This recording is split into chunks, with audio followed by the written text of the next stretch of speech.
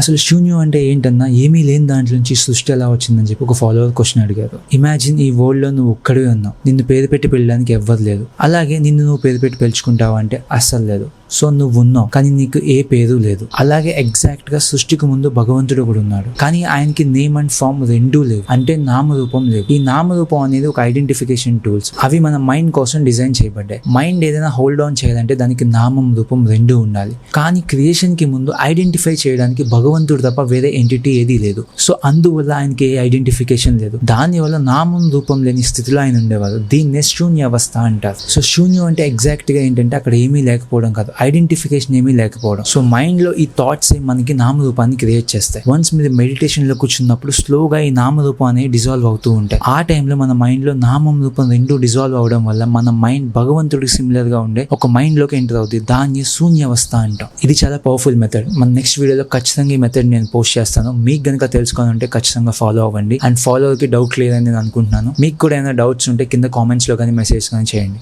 నమస్కారం.